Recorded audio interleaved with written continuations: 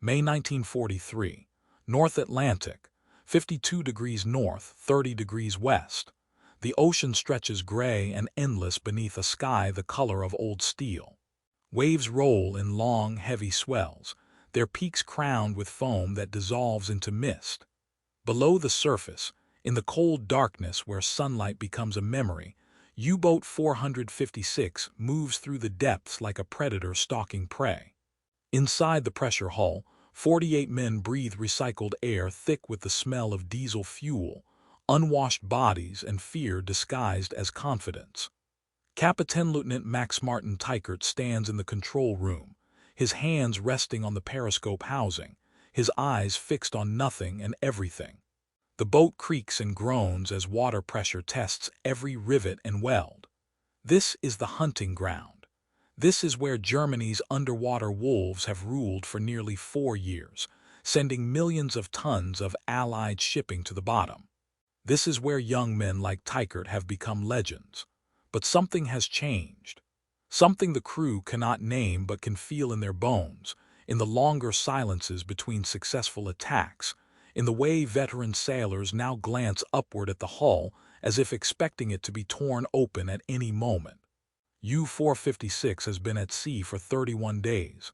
In that time they have sunk one freighter, just one. In 1940, a single patrol might have claimed 6 ships, 8 ships, a dozen. The crew remembers the stories, the celebrations, the Iron Crosses awarded for what seemed like easy work. They remember Gunther Preen returning to a hero's welcome after sinking the battleship Royal Oak inside Scapa Flow itself. They remember the newsreels, the parades, the sense that Germany's U-boats were invincible instruments of maritime dominance, strangling Britain's supply lines one convoy at a time. Teichert raises the periscope. The lens breaks the surface for just seconds.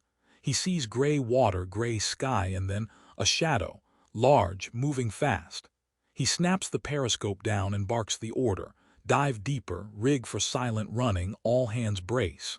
The shadow passes overhead, its propellers thrumming through the water like the heartbeat of something vast and terrible. Depth charges begin to fall. The first explosion shakes the boat so violently that men are thrown against bulkheads. Light bulbs shatter, cork insulation rains down from the ceiling, another explosion closer, then another. The hull screams under the pressure. Water begins to spray from a cracked valve. Men work frantically to contain it, their faces pale in the emergency lighting. This is the new reality.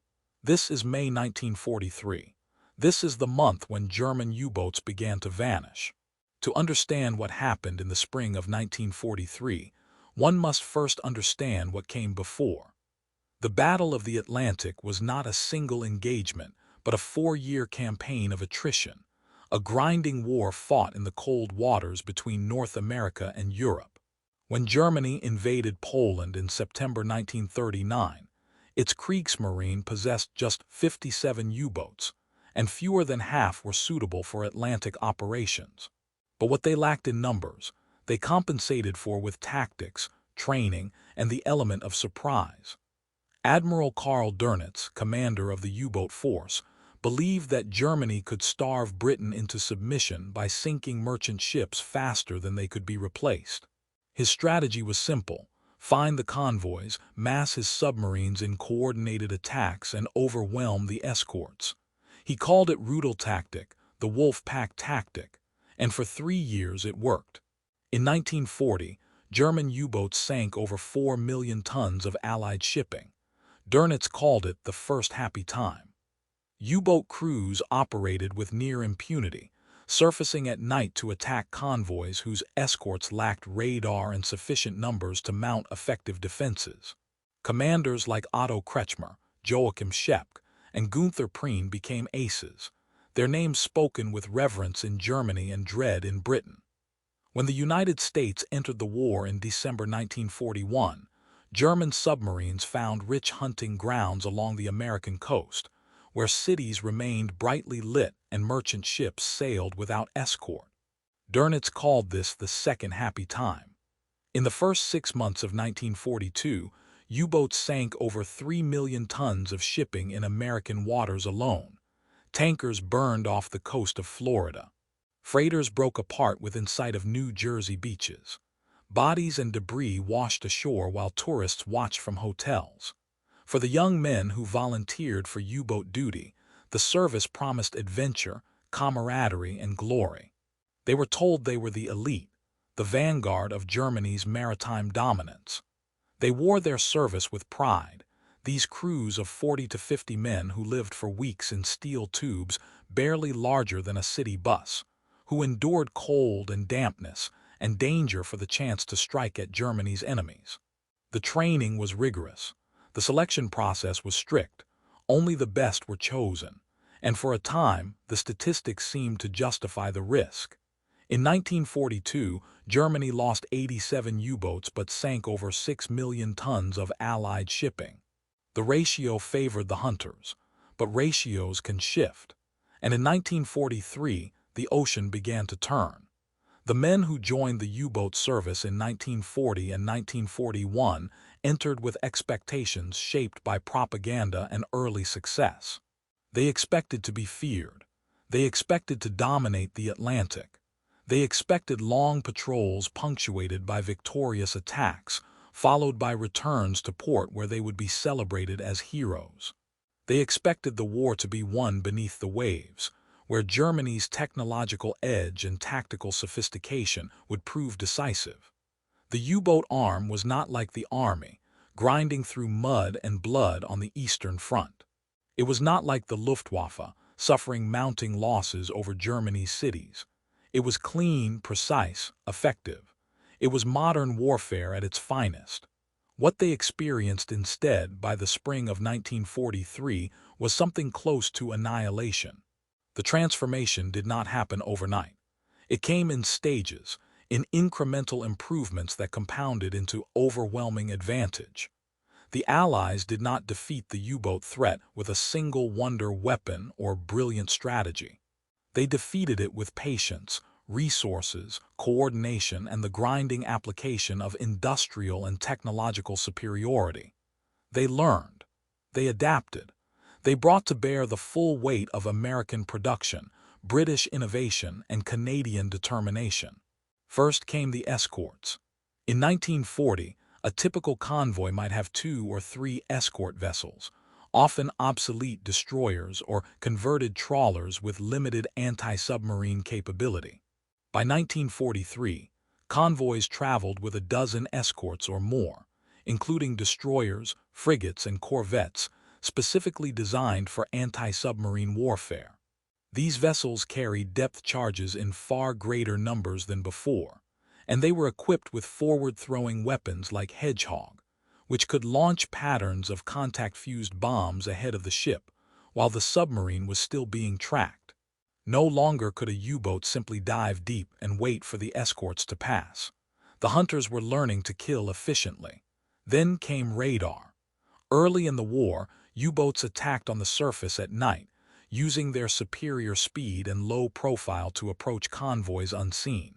But by 1943, escort vessels and aircraft carried centimetric radar that could detect a submarine's conning tower in darkness or fog at ranges of several miles. The night, once a protective cloak, became a killing ground. U-boats that surfaced to charge batteries or maneuver for attack found themselves suddenly illuminated by searchlights, or worse, destroyed before they even knew they had been detected. The advantage of surprise shifted decisively. Aircraft coverage expanded. In 1940, there was a vast mid-Atlantic gap where convoys sailed beyond the range of land-based aircraft, offering U-boats a sanctuary. By 1943, this gap had closed. Long-range B-24 Liberators operating from Newfoundland, Iceland, and Northern Ireland provided continuous air cover. Escort carriers, small aircraft carriers converted from merchant hulls, traveled with convoys, their aircraft providing a protective umbrella that moved with the ships. From the air, a submerged U-boat showed as a dark shadow beneath the waves. From the air, depth charges and acoustic homing torpedoes could be dropped with deadly accuracy. The ocean became transparent. Intelligence breakthroughs compounded the tactical advantages. British cryptanalysts at Bletchley Park had broken the German naval enigma codes, allowing Allied commanders to read Donitz's orders to his wolfpacks. Convoys could be routed around known submarine positions. U-boats could be ambushed as they moved into position.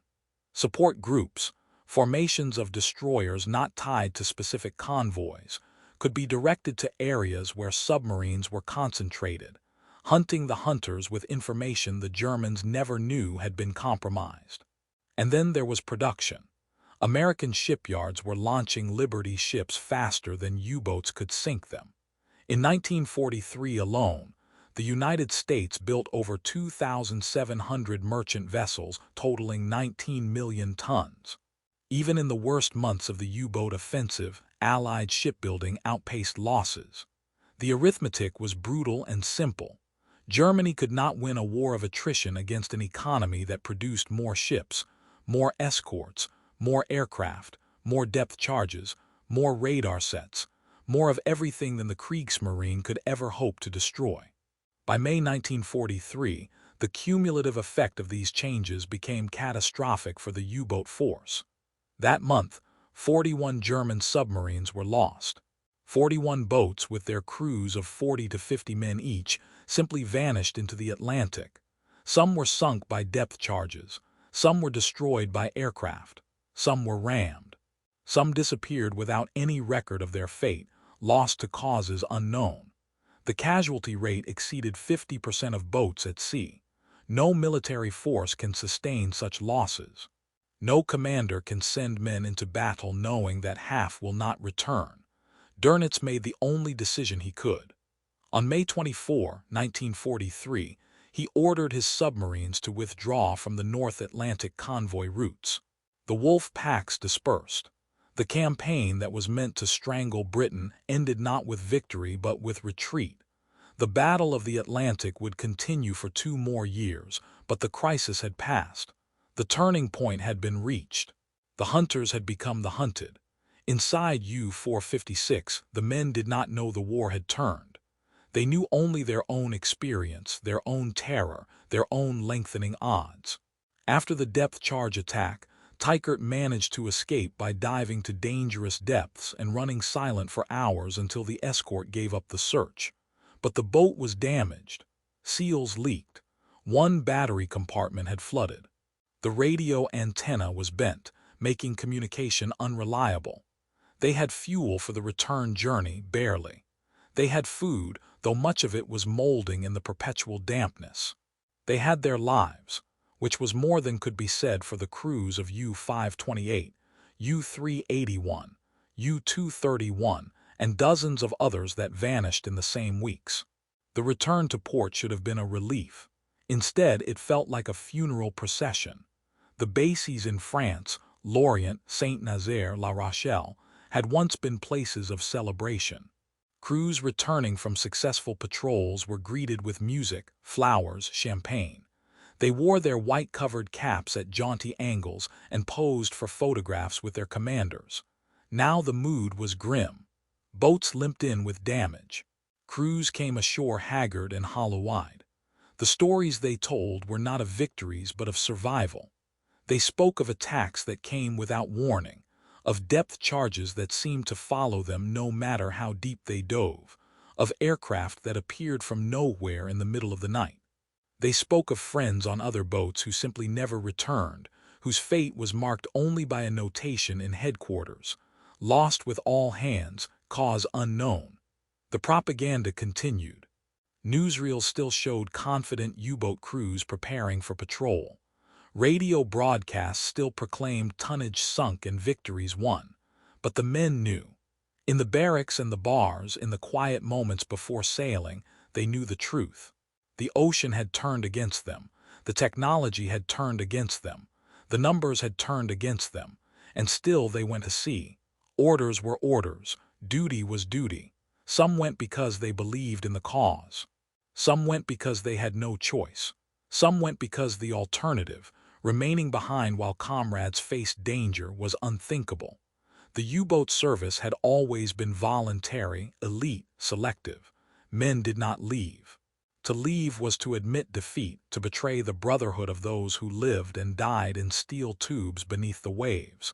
But the boats kept vanishing. In June 1943, 17 more were lost.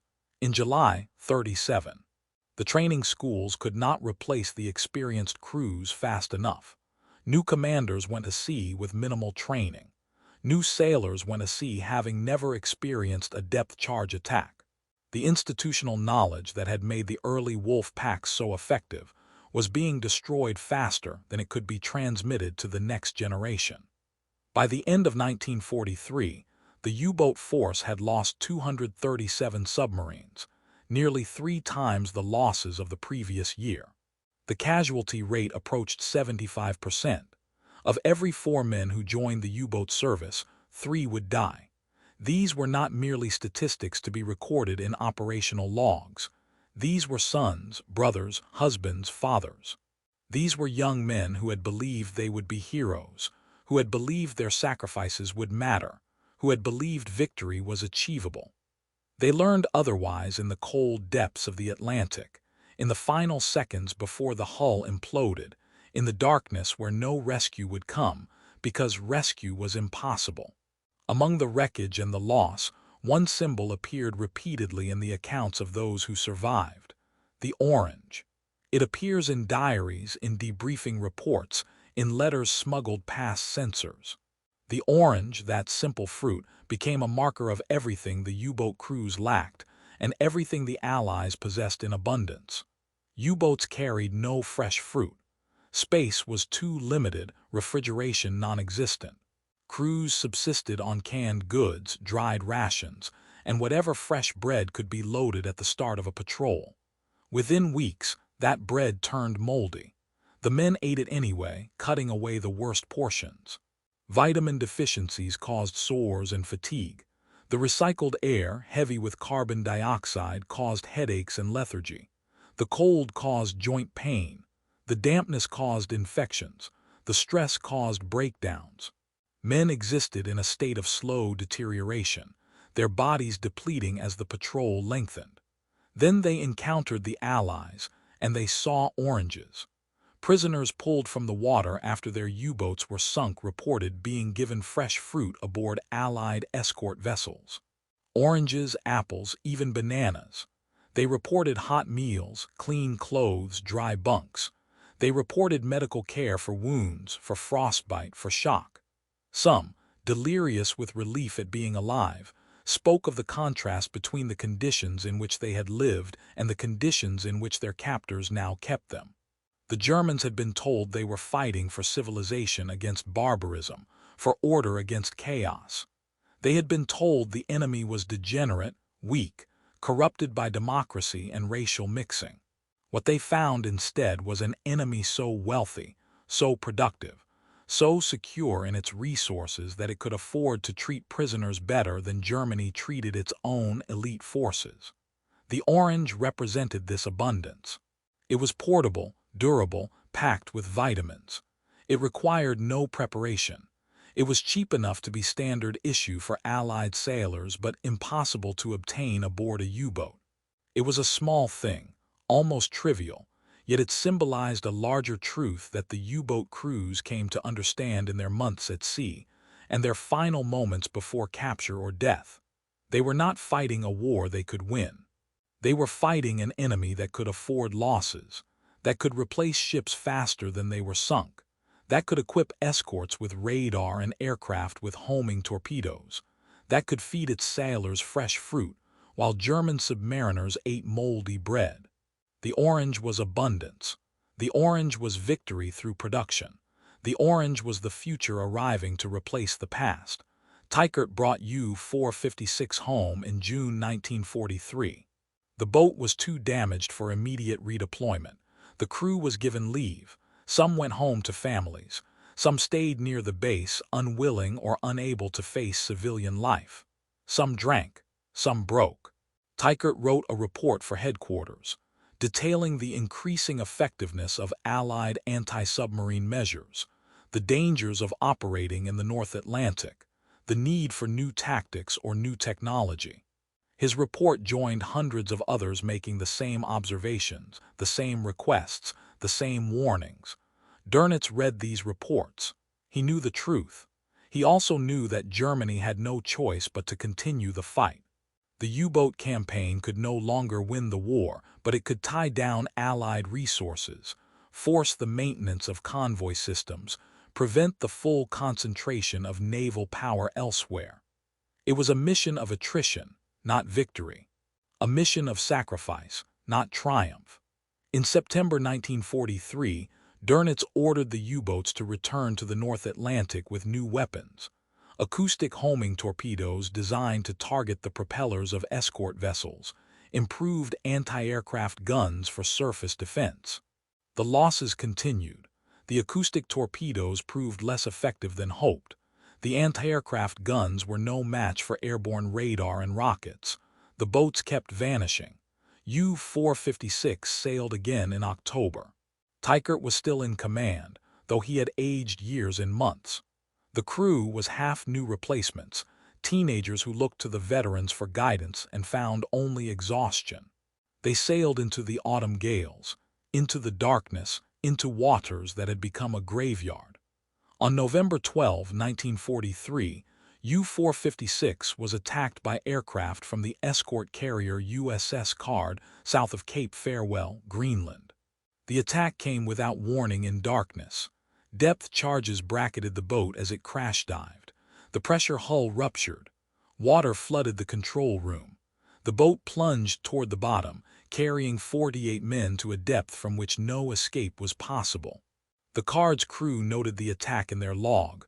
One U-boat sunk. They sailed on. There were more convoys to protect, more submarines to hunt. The war continued. In Germany, Teichert's family received a telegram, missing in action. Presumed lost. No further information available. They were not told where he died or how. They were not told that his death was part of a pattern, that November 1943 saw 19 U-boats lost, that the casualty rate remained unsustainable, that the campaign their son and brother and husband had died for had already been lost 6 months before his death. The U-boat war continued into 1944 and 1945, but it was a war of the doomed. Improved U-boats with better technology arrived too late and in too few numbers. The snorkel, which allowed diesel engines to run while submerged, reduced vulnerability to aircraft but did not eliminate it. Commanders grew younger and less experienced. Crews grew greener. The hunted tried to hide, to evade, to survive long enough to return home. Most did not succeed. By the end of the war, Germany had built over 1,100 U-boats. Of these, 785 were lost to enemy action or accidents. Over 30,000 men served in the U-boat force. Over 28,000 died. A casualty rate of 75%, the highest of any branch of any military in the Second World War. The elite had become the sacrifice. The hunters had become the extinct. The vanishing of the U-boats in 1943 was not a mystery to be solved, but a convergence of factors that made their defeat inevitable. Technology, production, intelligence, tactics, each played a role, but together they created a system against which individual courage and skill proved insufficient. The German submariners were not cowards. They were not incompetent. They were not poorly trained or poorly led. They fought with determination and professionalism to the end. But determination cannot overcome radar when you have none. Professionalism cannot sink ships that are not where intelligence says they are. Courage cannot stop a depth charge from crushing your hull. The U-boats vanished because they were operating in a strategic environment that had fundamentally changed, and Germany lacked the resources to adapt quickly enough. The Allies had learned from early disasters. They had built the tools they needed. They had coordinated their efforts across nations and services. They had brought to bear the productive capacity of the world's largest economy. And they had done so with a patience and persistence that ground down the opposition through sheer accumulation of advantages. For the men in the U-boats, This meant dying in darkness for a cause already lost, sinking into depths from which no one would retrieve their bodies, vanishing without graves or memorials beyond a notation in a headquarters log. They became ghosts in steel, haunting the ocean floor from the Caribbean to the Arctic, from the Americas to the coasts of Africa. They are there still, these boats and these men, rusting slowly in the cold and the dark, visited only by deep-sea currents and creatures that know nothing of wars or nations or ideologies.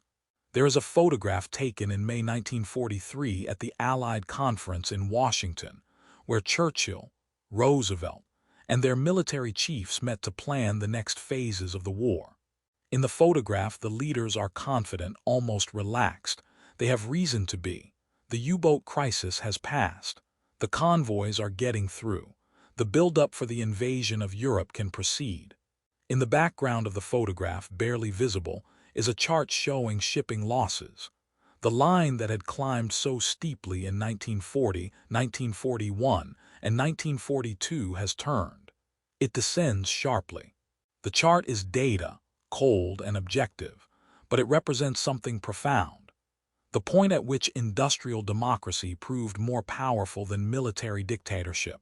The point at which abundance defeated scarcity. The point at which the accumulated advantages of free societies demonstrated their strength. The orange in the hands of a rescued U-boat sailor, the radar set on a destroyer's mast, the Liberty ship sliding down the ways in a Baltimore shipyard.